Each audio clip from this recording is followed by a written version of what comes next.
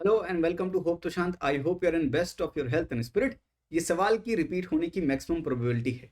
क्यों सर, यही सवाल आप क्यों बताते रहते हैं? ये प्रीवियस ईयर क्वेश्चन जो 2022 का था, ये उसको उठाकर लाकर बोलते कि 2023 में रिपीट होगा। अरे सर, ऐसा क्या हो गया कि यही रिपीट होगा?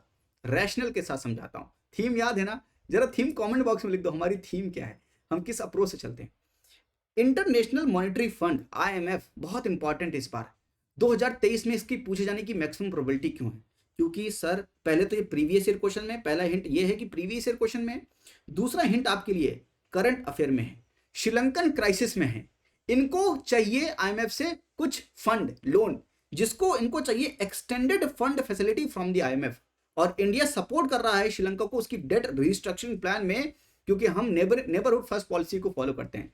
हमारा दोस्त, हमारा भाई, हमारा नेबर श्रीलंका क्राइसिस में है, आईएमएफ इसको बेल आउट कर रहा है, एक्सटेंडेड फंड फैसिलिटी दे रहा है। तो इसका मतलब क्या है? ईएफएफ का क्या मतलब है? डेट की रिस्ट्रक्चरिंग में इंडिया साथ दे रहा है यानी। और पाकिस्तान भी, हमारे बगल का दोस्त पाकिस्तान, सबसे प्यारा दोस्त, इसको भी आईएमएफ बेल आउट कर रहा है। आईएमएफ इंपॉर्टेंट है क्यों? प्रीवियस ईयर क्वेश्चन में है और दूसरा करंट अफेयर में। सर आईएमएफ से क्या एक ही सवाल पूछा गया इसलिए आप बता रहे हो? आइए हम शुरुआत करते हैं 2001 से। 2001 का ये सवाल पढ़िए और चौथा स्टेटमेंट देखिए, इंटरनेशनल मॉनेटरी फंड। आंसर नहीं लगवा रहा हूं, बस बता रहा हूं। ऑप्शन में भी अगर यूपीएससी ने कोई चीज मेंशन की है, दैट ऑप्शन इज इंपॉर्टेंट। अरे माइंडसेट एग्जामिनर का उस डायरेक्शन में होगा तभी तो लिखा होगा, कि उसके मन में कुछ तो आया होगा कि इंटरनेशनल मॉनेटरी फंड लिखते हैं तभी लिखा होगा। यस, आईएमएफ हो गया। इंटरनेशनल मॉनेटरी फंड 2002 के सवाल में बोला डेट ट्रैप क्या है?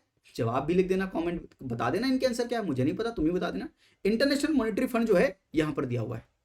2002 का again question world development report के बारे में पूछ रहा है। एक ऑप्शन में इंटरनेशनल मॉनेटरी फंड है।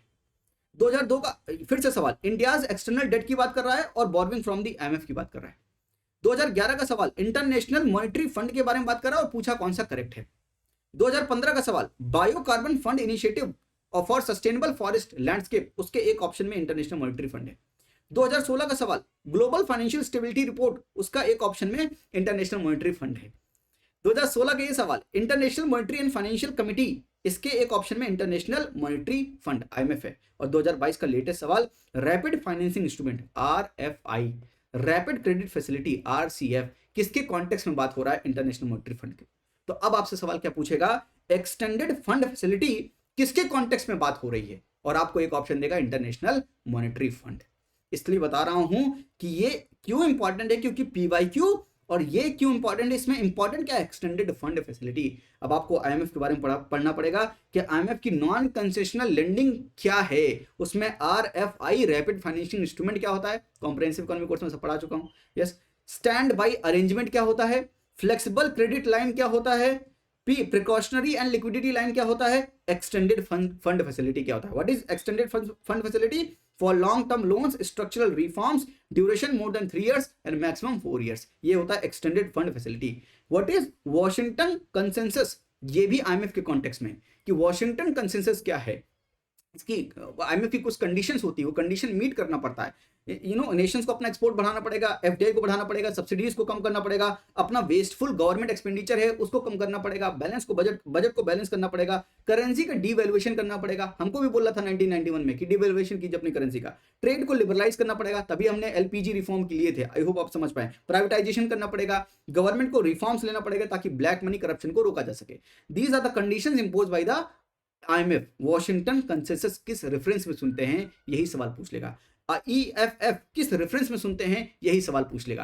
पहली लेयर आपसे ये पूछ सकता है, दूसरी लेयर घुसकर आपको इसके अंदर पूछ सकता है कि ईएफएफ है क्या, वॉशिंगटन कंसेंसस क्या है, ऐसे सवाल पूछ सकता है। सो देखिए, मैं अपनी तरफ से पूरी कोशिश कर रहा हूं कि मैंने प्रीवियस ईयर क्वेश्चंस आपको बताए, मैंने आपको यहां तक कि ये भी बता रहा हूं कि क्या पूछा जाएगा। क्यों बता रहा हूं ये सब? एग्जामिनर मेरे घर में नहीं बैठा है। Again I am telling you, I am just seeing और analysing the previous year questions, seeing the current context. कितना इंपॉर्टेंट है? पाकिस्तान श्रीलंका हमारे दोनों नेबर हैं, हमारे नेबरहुड फर्स्ट पॉलिसी हम इंटरनेशनल रिलेशन में फॉलो करते हैं। और इकोनॉमी के पर्सपेक्टिव से एक्सटेंडेड फंड फैसिलिटी क्या है, वो जब ऑर्गेनाइजेशन पढ़ते हैं, इंटरनेशनल ऑर्गेनाइजेशन, उसमें आईएमएफ पढ़ते ही पढ़ते हैं, और आईएमएफ पर बहुत ढेर सारा फोकस रहता है यूपीएससी का। That's why I am saying कि this question can be repeated, but approach different हो सकती है। अप्रोच डिफरेंट होने का मतलब कि वो पूछ सकता है इस बार एक्सटेंडेड फंड फैसिलिटी के बारे में डायरेक्ट, वॉशिंगटन कंसेंसस के बारे में पूछ सकता है, या उसके अंदर घुस के पूछ सकता है। लेकिन ऐसे आप आइडेंटिफाई कर सकते हैं कि ये टॉपिक्स रिपीट होने वाले हैं, ये थीम्स रिपीट होने वाले हैं। बस इतना ही कहना था। कि ये रैशनल के साथ बताता हूं आपको। अगर आपको वीडियोस अच्छी लगती हैं तो लाइक जरूर करिएगा, शेयर कीजिएगा दोस्तों के साथ, सब्सक्राइब करना बिल्कुल मत भूलिएगा। आई होप कि I am helping you guys, आपकी थोड़ी सी भी मदद हो रही है तो आप मेरी थोड़ी सी बात मानकर इसको शेयर जरूर करेंगे। आज के लिए इतना ही। अपना ख्याल रखिए, अपने मेंटल हेल्थ का भी एंड फिजिकल हेल्थ का भी। थैंक यू, नमस्ते, जय हिंद, टेक केयर।